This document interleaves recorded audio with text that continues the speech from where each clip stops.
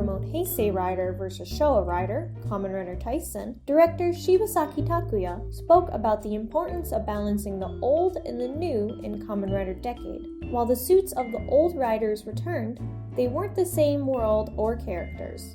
The approach to the series was one of taking the very best elements from each show's world to craft what they felt to be objectively the best version of each world. In episodes 16 and 18, Tsukasa found himself in Kabuto's world, where he encountered a version of Kabuto who was stuck in clock-up mode and unable to interact with those around him. This story is based on an episode of Cyborg 009, another title by Kamen Rider creator Shotaro Ishinomori, in which a character's accelerator equipment wouldn't turn off.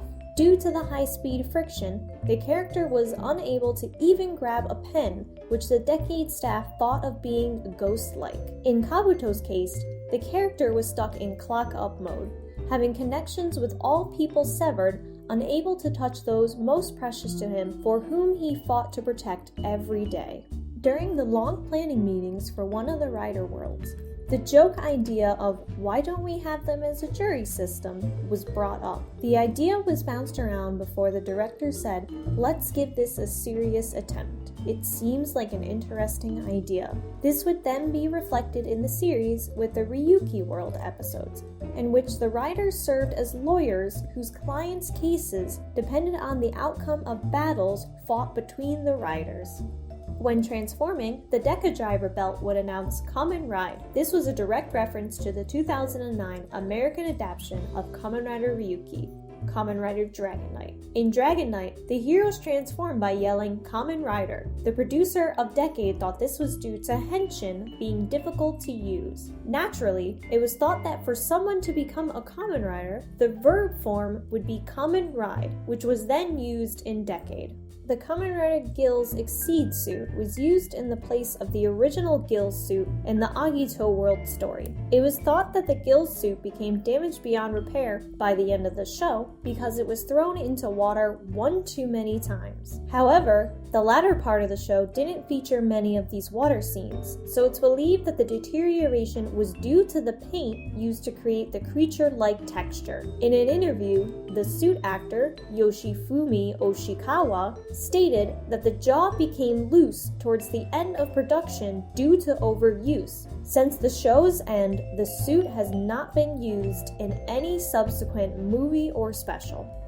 Early on, it was decided that Tsukasa's photographs would be a metaphor for something within the series. Director Ryuta Tasaki would say Tsukasa takes photos. The only way he can face the world is through the eyes of a lens, needing to put distance between himself and the world. The key to Tsukasa's character was, although his love is deeper than anyone else's, his exposure was weak.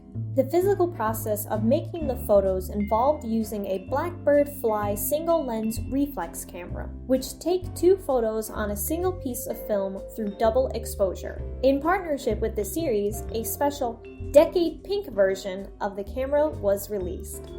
Kamen Rider Decade was the first and so far only Heisei Rider series to not feature its own breed of monsters. Instead, a new monster from each of the previous races was created as the main threat faced in each world the characters visited. In order to create a more authentic look, the original creature designers were brought back. In RX's case, Keita Amemiya created 7 different designs, but ultimately, only the easiest to move in was made into a suit. The series employed different means of filming rider kicks, leading to unique takes on the staple Kamen Rider attack.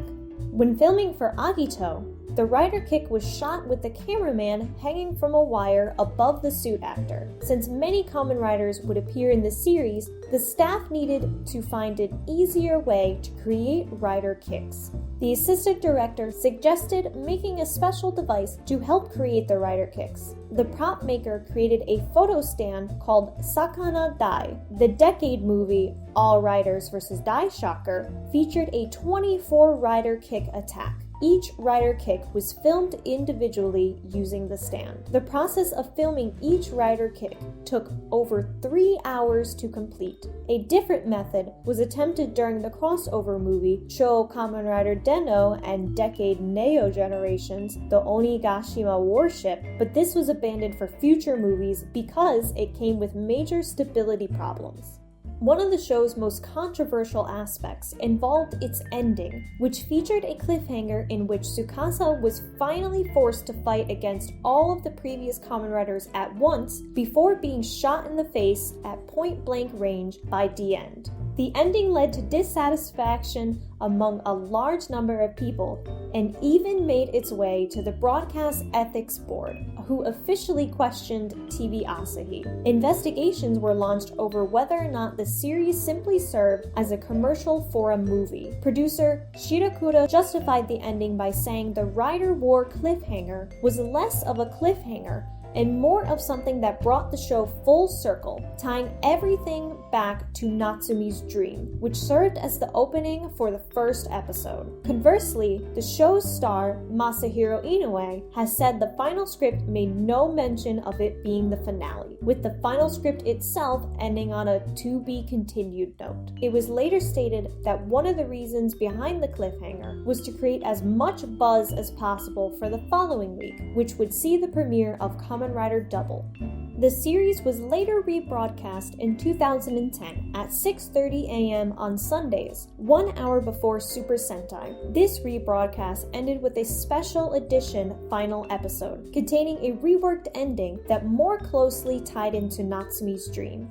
After the final episode, a trailer for the upcoming finale movie aired. The trailer featured not only scenes, but an entire setup that was nowhere to be found in the movie, featuring 2 Tsukasas and a rampaging Kuga. It was decided that a trailer needed to be played after the final episode to advertise the movie, but since filming had not yet begun, special scenes were filmed especially for this trailer, with the scenes of Tsukasa collapsing on a beach being the last shot filmed as part of the show's regular filming schedule. Thank you everyone for watching. I hope you learned a little bit more about Kamen Rider Decade today. And make sure that you get notified about part 2 coming soon by subscribing. Also, please tell us which facts you found interesting in the comments below.